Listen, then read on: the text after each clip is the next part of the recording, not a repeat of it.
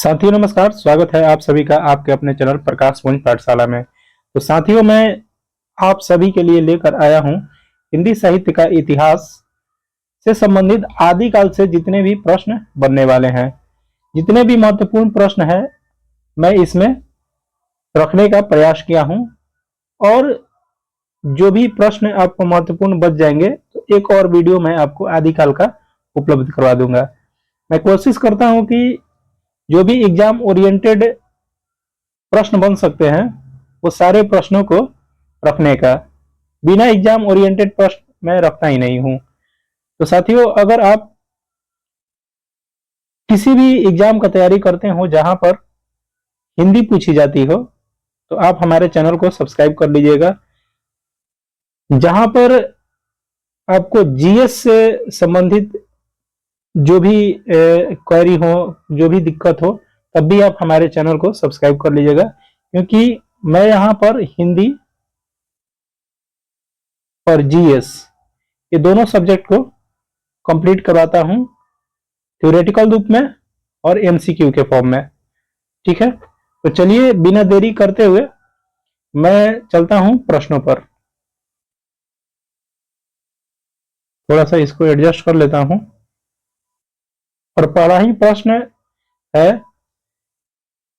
कि इक्तवार द ला लित्योत्तर सेंदोई ए हिंदुस्तान ग्रंथ किस भाषा में लिखा गया है?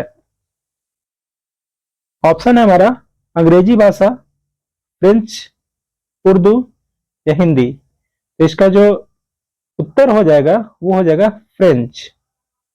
साथियों, हम इस ग्रंथ की बात करें तो ये ग्रंथ के जो लेखक हैं उनका नाम है गारसा द तासी। क्या नाम है? गारसा द तासी।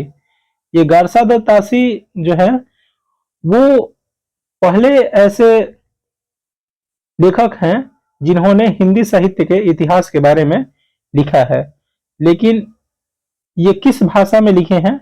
तो ये फ्रेंच भाषा में लिखे हैं। ठीक है, एग्जाम में कभी पूछे कि जो इक्तवार द ला लित्योत्तर सेंदोई ए हिंदुस्तान, आपको ये पढ़ने में तोतला टाइप का लग रहा होगा, ये फ्रेंच भाषा है। इसके लेखक कौन है? तो ये गारसा द तासी हैं जिन्होंने हिंदी साहित्य का इतिहास फ्रेंच भाषा में लिखा है। ठीक है, और सबसे पहली हिंदी साहित्य का इतिहास यही है। ठीक है, चलते हैं हम लोग अगले प्रश्न पर। हमारा अगला प्रश्न है, किसका बेटा किसकी बहू, आप सवारत मिलिया सहू, किसकी पंक्ति है? तो ये पंक्तियों से आपको समझ में आ रहा होगा कि ये किनकी पंक्ति है। तो देखते हैं हम ऑप्शन को। हमारा पहला ऑप्शन है डोम्भीपा, दूसरा है गोरखनाथ, तीसरा है मधुकर कवि, या चौथा है चरपटनाथ। तो ये है हमारा चरपटनाथ का। ठीक है, किनका है? चरपटनाथ। चरपटनाथ का जो नाम था उनका चरका नाथ भी नाम था। चरका नंद, सॉरी, चरका नंद नाम था इनका। जो ओरिजिनल नाम था वो चरका नंद के नाम से भी जाना जाता था। चलते हम लोग अगले प्रश्न पर। और हमारा अगला प्रश्न है 3 नंबर, जो कि बड़ी कठिन है डगर पनघट की पंक्ति किसकी है? ऑप्शन है हमारा अमीर खुसरो, मुल्ला दाऊद, अब्दुल रहमान या विद्यापति।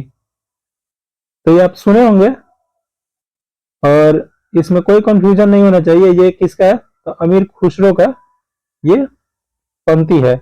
अमीर खुसरो के बारे में मैं बात करूं तो ये खड़ी बोली के सबसे प्रथम कवि माने जाते हैं।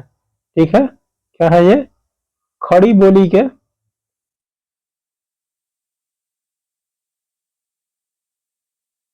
प्रथम कवि। ठीक है, आप इस सब जो एक्स्ट्रा फैक्ट मैं बता रहा हूं इसको भी ध्यान में रखिएगा। प्रश्न नंबर 4 है हमारा कि हिंदी साहित्य का प्रथम इतिहास ग्रंथ माना गया है। हिंदी साहित्य का प्रथम इतिहास ग्रंथ किसे माना गया है? शिव सिंह सरोज का। इश्तिहार द लिटरेचर इंदोई हिंदुस्तान गारसा दत्तासी वाला जो है, या the modern vernacular literature of Hindustan जो जॉर्ज गियर्सन द्वारा लिखा गया है, या हिंदी साहित्य का इतिहास आचार्य शुक्ल वाला। तो इसका जो आंसर होगा हमारा वो the modern vernacular literature of Hindustan, Gierson का ये ग्रंथ है जिसको प्रकाशित किया गया था 1888 में। ठीक है, यही वो सच्चे अर्थों में हिंदी साहित्य का पहला इतिहास माना जाता है। ठीक है, चलिए चलते हैं हम लोग अगले प्रश्न पर। अगला प्रश्न है, हिंदी साहित्य के इतिहास का प्रस्थान बिंदु किसे कहा गया है? मिश्र बंधु विनोद को, शिव सिंह सरोज जो शिव सिंह सेंगर द्वारा लिखा गया है, हिंदी साहित्य का इतिहास आचार्य शुक्ल का जो लिखा गया है, या तबाकतु सुअरा को जो कि शिव सिंह सेंगर द्वारा रचना किया गया है। इसका जो हमारा आंसर हो जाएगा वो हो जाएगा शिव सिंह सरोज। कौन सा आंसर होगा? शिव सिंह सरोज। शिव सिंह सरोज जो है हिंदी भाषा में लिखा गया प्रथम ग्रंथ के बाद दूसरा महत्वपूर्ण हिंदी साहित्य ग्रंथ का जो ये ग्रंथ है। ठीक है, जो कि कब लिखा गया था? तो ये 1883 में लिखा गया था। ठीक है, चलते हैं हम लोग अगले प्रश्न पर। हमारा अगला प्रश्न है कि modern vernacular literature of Hindustan में वर्णित कवियों की संख्या कितनी है? ऑप्शन है हमारा 1750, 738 या 952। इसका जो हमारा आंसर हो जाएगा वो हो जाएगा 952। Modern vernacular literature of Hindustan के लेखक जो हैं वो जॉर्ज ग्रियर्सन हैं। कौन है? तो ग्रियर्सन।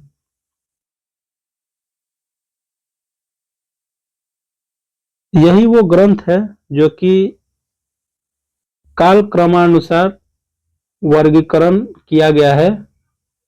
इसमें सबसे पहले कालक्रमों को वर्गीकृत किया गया था। कवियों के जो कालक्रम के अनुसार सबसे पहला ग्रंथ कौन सा अगर पूछ दे तो वो होगा the modern literature of Hindustan. अगला प्रश्न है, आचार्य शुक्ल ने आरंभिक काल के जिन 13 ग्रंथों को प्रमाणित माना है उनमें से किन ग्रंथों का मूल रूप सुरक्षित नहीं है? ऑप्शन है खुमान रासो, हमीर रासो, दूसरा है परमाल रासो, पृथ्वीराज रासो, तीसरा है विश्वल देव प्रकाश, विजयपाल दासो, चौथा है जयचंद प्रकाश या कीर्तिलता। इसका जो आंसर हो जाएगा वो आपका होगा खुमान रासो और हमीर रासो। कौन सा होगा? खुमान रासो और हमीर रासो। हम खुमान रासो की बात करें तो ये किनके द्वारा रचना किया गया है? तो ये दलपति विजय के द्वारा रचित ये पुस्तक है। ठीक है, ये आप याद रखिएगा। हमीर रासो गद्दर के द्वारा रचा गया बुक है। इसके द्वारा है? गद्दर के द्वारा। ठीक है, चलते हैं हम लोग अगले प्रश्न पर। हमारा अगला प्रश्न है, आचार्य शुक्ल ने आदिकाल में देश भाषा काव्य में कितनी पुस्तकों की गणना की है? ऑप्शन हमारा है 12, 14, 8, 6। ये हमारा है आंसर होगा 8। चलते हम लोग अगले प्रश्न पर। और अगला प्रश्न है कि हिंदी का सबसे प्राचीन छंद कौन सा है? तो छप्पा है, दोहा है, बरवा है या सवैया है? तो ये आपका हो जाएगा दोहा। दोहा की बात करें हम तो इसमें 24 मात्रा होती हैं, ठीक है, जो कि ऐसे 13 और 11 में विभक्त होती हैं, ठीक है, 13-11 में विभक्त होती हैं। टोटल अगर जोड़ेंगे हम लोग तो 24 होंगी, जो कि ये आपको यति के बाद और यति के पहले। अगला प्रश्न है कि ब्रज मंजरी सार किसका ग्रंथ है? ऑप्शन है परमानंद दास, श्याम सुंदर दास, वियोगी हरि, डॉक्टर नागेंद्र। तो ये आपका वियोगी हरि का ग्रंथ है, ठीक है। यह जो ग्रंथ है ये ब्रज भाषा और खड़ी बोली दोनों में रचित है, ठीक है। अगले प्रश्न पर चलते हैं हम लोग। हमारा अगला प्रश्न है कि हिंदी साहित्य इतिहास लेखन में आचार्य शुक्ल का प्रथम क्रांतिकारी कदम कौन सा था? पहला ऑप्शन है कि अपभ्रंश साहित्य के हिंदी साहित्य से अलग मानकर उसे पूर्व पठिका के रूप में प्रस्तुत करना। अगला है आदिकाल को वीरगाथा काल नाम देना। तीसरा है ग्रंथों को प्रसिद्धि को महत्व देना। चौथा है प्रवृत्ति विशेष के अनुरूप नामकरण का प्रयास करना। इसका जो आंसर हो जाएगा हमारा ऑप्शन नंबर 1 होगा, अपभ्रंश साहित्य को हिंदी साहित्य से अलग मानकर उसे पूर्व पठिका के रूप में प्रस्तुत करना। हमारा अगला प्रश्न है हिंदी साहित्य के आदिकाल को अपभ्रंश काल किसने कहा है? ऑप्शन है वियोगी हरि, डॉक्टर बच्चन, राहुल संकृत्यान या चंद्रधर शर्मा गुलेरी। तो आदिकाल को अपभ्रंश काल कहा है चंद्रधर शर्मा गुलेरी ने कहा है। आदिकाल के अन्य नामों की बात करें तो इसको चारण काल भी कहा जाता है, ठीक है। क्या कहा जाता है? चारण काल, जिसको ग्रियर्सन ने नाम दिया है, ठीक है। चारण काल कौन बोला है? तो ग्रियर्सन बोले हैं। इसको प्रारंभिक काल भी कहा गया है। तो क्या कहा गया है? प्रारंभिक काल। और इसको कौन बोला है? इसको मिश्र बंधुओं ने बोला है, ठीक। जो भी हम लिख रहे हैं आप नोट करते जाइएगा। इसको बीजवपन काल भी कहा जाता है। इसको क्या कहा जाता है? बीजवपन काल। और बीजवपन काल कौन बोला है? तो ये महावीर प्रसाद द्विवेदी जी बोले हैं, ठीक है। महावीर प्रसाद द्विवेदी, ये वही महावीर प्रसाद द्विवेदी हैं जिनके नाम पर द्विवेदी युग का नामकरण हुआ है। इसको वीरगाथा काल भी कहा गया है, ठीक है। इसको क्या कहा गया है? वीरगाथा काल। और वीरगाथा काल जो कहने वाले शख्स हैं वो हैं शुक्ल जी। कौन है? तो शुक्ल यानी रामचंद्र शुक्ल हैं। इसको उद्भव काल भी कहा गया है, ठीक है। उद्भव काल, ठीक है। और इसको वासुदेव सिंह बोले हैं, ठीक है। कौन बोला है? वासुदेव सिंह। इतना सारा नाम है आदिकाल का। ये सब आप ध्यान में रखिएगा, किसी न किसी एग्जाम में जरूर यहां से क्वेश्चन फंस जाएगा। चलते हम लोग अगले प्रश्न पर। अगला प्रश्न है कि निम्न में से हिंदी साहित्य का इतिहास किसने नहीं लिखा है? लक्ष्मी सागर, डॉक्टर नगेंद्र, राम कुमार वर्मा या बच्चन सिंह। देखिए इसमें डॉक्टर नागेंद्र हिंदी साहित्य का इतिहास नहीं लिखे हैं। उन्होंने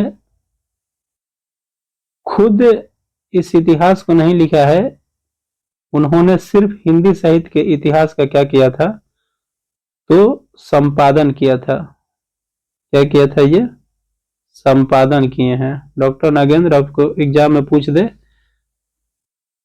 तो आप यहाँ पर मार दीजिएगा कि इन्होंने संपादन किया है।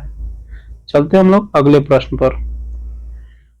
जोई जोई पिंड सोई सोई ब्रह्मांड सिद्धांत है किनका? ऑप्शन है चरपटनाथ, गोरखनाथ, मच्छेंद्रनाथ या जलंधरनाथ। तो ये आपका है गोरखनाथ का। ठीक है,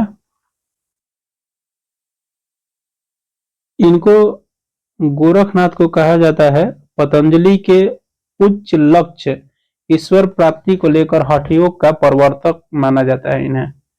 ठीक है, आप इस बात को ध्यान में रखेंगे। चलते हैं हम लोग अगले प्रश्न पर। हमारा अगला प्रश्न है आचार्य शुक्ल ने किस साहित्य को संपादकीय शिक्षा मात्र कहकर वीरगाथा काल में सम्मिलित नहीं किया था, किंतु हजारी प्रसाद द्विवेदी ने उसे आदि काल में स्वीकार किया था? ऑप्शन है हमारा सिद्ध साहित्य, जैन साहित्य, नाथ साहित्य। देखिए, आचार्य शुक्ल ने इसको सांप्रदायिक शिक्षा माना था, ठीक है, इन तीनों साहित्यों को, और इसे वीर गाथा काल में नहीं रखा था। लेकिन हजारी प्रसाद द्विवेदी जो है उधर आदि काल में रखा है, और ये तीनों ग्रंथों को हजारी प्रसाद द्विवेदी ने आदि काल का पाठ माना है। ठीक है, तो इसमें से उपयुक्त में से सभी हो जाएंगे। अगले प्रश्न पर हम लोग चलते हैं। सिद्ध साहित्य से तात्पर्य है, क्या तात्पर्य है? तंत्र मंत्रादय द्वारा सिद्धि प्राप्त करने वाले साहित्य, वज्रयान परंपरा के सिद्ध आचार्यों द्वारा रचित साहित्य, सिद्ध धर्म का सैद्धांतिक साहित्य या सिद्धि प्राप्त कवियों का साहित्य। तो इसका जो आंसर हो जाएगा, इसका हो जाएगा वज्रयान परंपरा के सिद्ध आचार्य द्वारा रचित साहित्य। चलते हम लोग अगले प्रश्न पर। जहां इंपॉर्टेंट होगा मैं आपको वहां पर बताता चलूंगा। 84 सिद्धों में सर्वोच्च स्थान किसका था? ये पूरा आदिकाल का प्रश्न है, ठीक है, आपको देखने से पता चल रहा होगा। इसमें पूरे 84 सिद्धों में, ठीक है, लुइपा का स्थान सबसे सर्वोच्च था। ठीक है, आप याद रखिएगा, सबसे सर्वोच्च स्थान किनका था? लुइपा। अगला है कि पुरानी हिंदी में कौन सा छंद नहीं मिलता है? ऑप्शन है दोहा, चौपाई, धनाक्षरी या छप्पै। इसमें धनाक्षरी का कोई छंद नहीं मिलता है। ठीक है, चलते हम लोग अगले प्रश्न पर। और अगला प्रश्न है कि 63 शलाका पुरुषों के जीवन का वर्णन हुआ है कहाँ? रास काव्यों में हुआ है, चिरऊ काव्यों में हुआ है,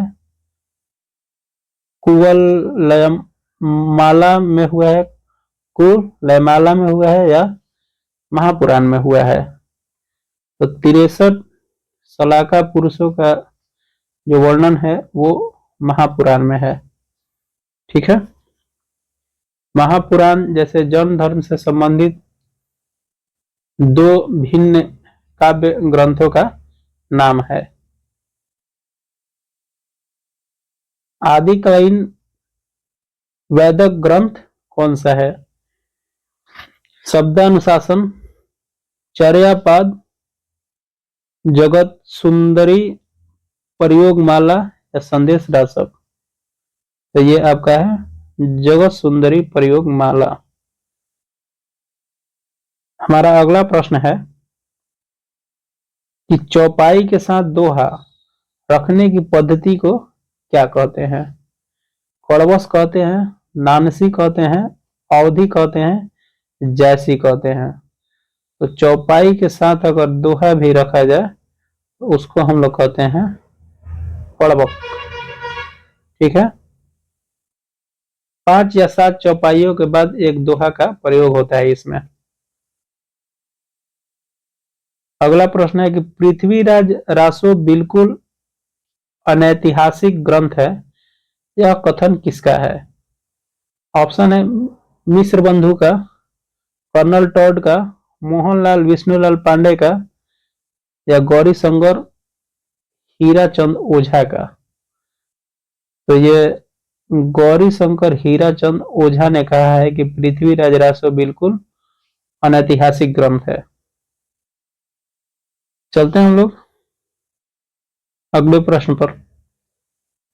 हमारा अगला प्रश्न है कि हिंदी काव्य में प्रयुक्त होने वाले बारहमासा सबसे पहले किस ग्रंथ में मिलता है? ऑप्शन है हमारा परमाल रासो, बिसल देव रासो, राव स्वेल, संदेश रासक। तो ये हमारा आंसर हो जाएगा इसमें बिसल देव रासो।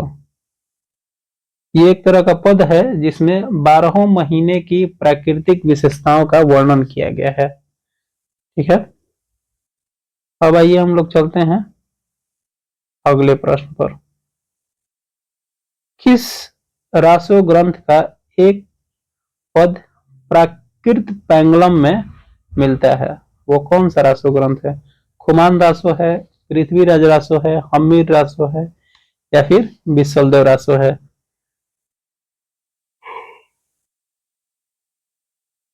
प्राकृत पैंगलम में हम्मीर रासो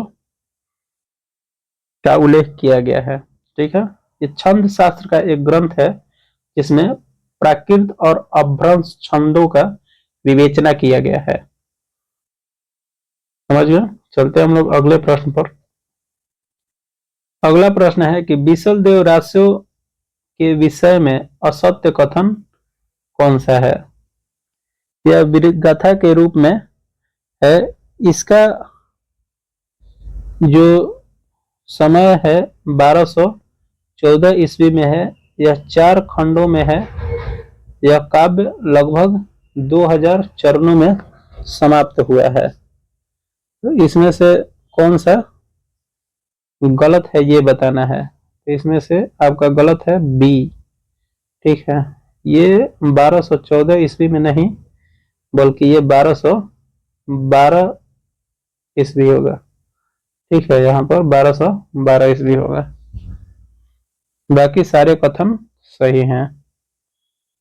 अगला प्रश्न है कि चारण काव्य की भाषा क्या है? संधा है, पिंगल है, अवधि है, डिंगल है। तो ये आपका हो जाएगा आंसर सिंधी भाषा। चारण काल का जो चारण काव्य है उसकी भाषा है डिंगल। चारण आदिकाल आश्रयदाता राजाओं की प्रशंसा को लिखता था। ठीक है, चलते हम लोग अगले प्रश्न पर। अगला प्रश्न हमारा है कि पृथ्वीराज रासो को किसने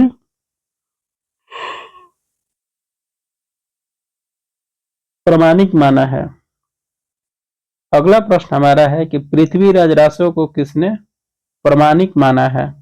श्याम सुंदर दास, डॉक्टर वुलर, गौरी शंकर, हीराचंद ओझा, या फिर आचार्य शुक्ल। हमारा आंसर हो जाएगा इसमें डॉक्टर श्याम सुंदर। ठीक है, और लोगों ने इन्हें प्रमाणिक माना है जैसे कि मिश्र बंधु हैं, मोहनलाल विष्णुलाल पांडे हैं, कर्नल टॉड हैं। ये सब लोग पृथ्वीराज रासो को क्या किए हैं? प्रमाणिक ग्रंथ मानते हैं। पृथ्वीराज विजय किसकी रचना है?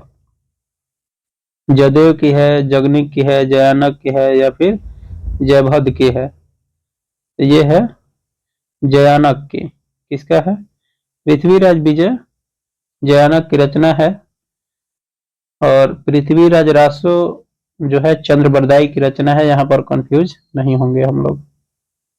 चलते हैं हम लोग अगले प्रश्न पर कि किस ग्रंथ को अल्लाह खंड के नाम से जाना जाता है। तो हमारा ऑप्शन है पृथ्वी राज रासो, हमीर रासो, कुमान रासो, परमाल रासो। तो यहाँ पर परमाल रासो हो जाएगा। इसको हम लोग अल्लाह खंड के नाम से भी जानते हैं। अब आइए हम लोग चलते हैं अगले प्रश्न पर। हमारा अगला प्रश्न कौन सा है? हमीर रासो को अवधी का प्रथम कवि किसने कहा है? नामवर सिंह कहा है, डॉक्टर रामकार वर्मा, आचार्य शुक्ल या मिश्र बंधु? तो इसका जो हमारा आंसर हो जाएगा डॉक्टर राम कुमार वर्मा। डॉक्टर राम कुमार वर्मा इसका आंसर हो जाएगा। चलते हैं हम लोग अगले प्रश्न पर और हमारा अगला प्रश्न है विद्यापति पदावली का संपादन किसने किया? निराला, दिनकर, अज्ञे या फिर राम वृक्ष बेनीपुरी? तो संपादन की बात कहेगा यहाँ पर तो राम वृक्ष बेनीपुरी ने विद्यापति की जो पदावली है इसका संपादन किसने किया? राम वृक्ष बेनीपुरी।